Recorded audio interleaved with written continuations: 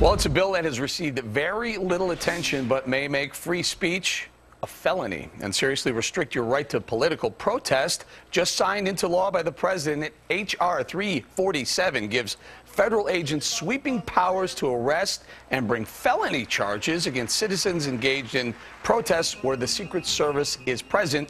Joining us now with more, Fox News senior judicial analyst, good friend, Judge Andrew Napolitano. Judge, the thing that jumps out off the page, felony? Yeah, felony means more than a year in jail. This is not like a traffic ticket.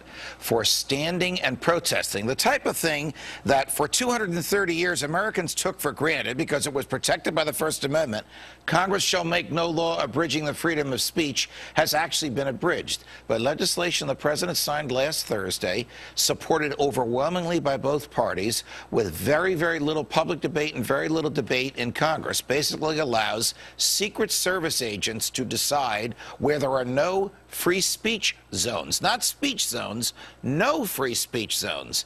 And anybody by the Secret Service can, protected by the Secret Service, can ask those agents to ban protests wherever they are. So I can think of 3 violations: speech violations, association violations, the right to petition the government for a redress of your grievances. What good is free speech if the people in the government are so far away from you that they can't hear you? Judge, what about keeping our elected officials safe?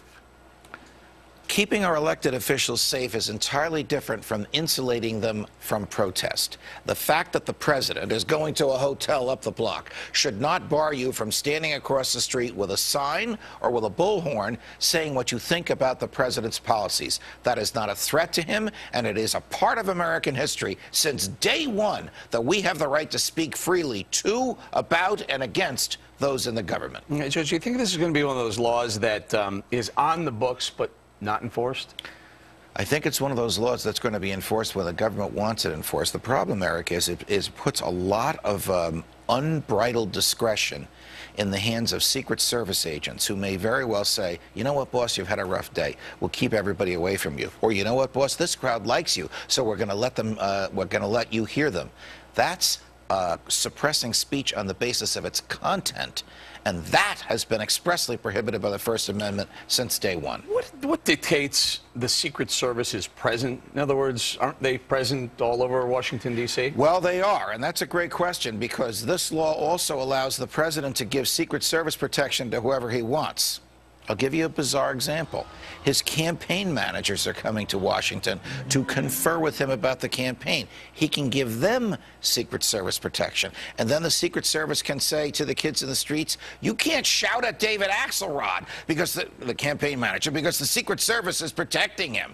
This is a slow, creeping destruction of some of our basic liberties, and the president signed it in secret. And now some of the Secret Service are going to be providing services for the candidates now as well, right? Correct. So correct.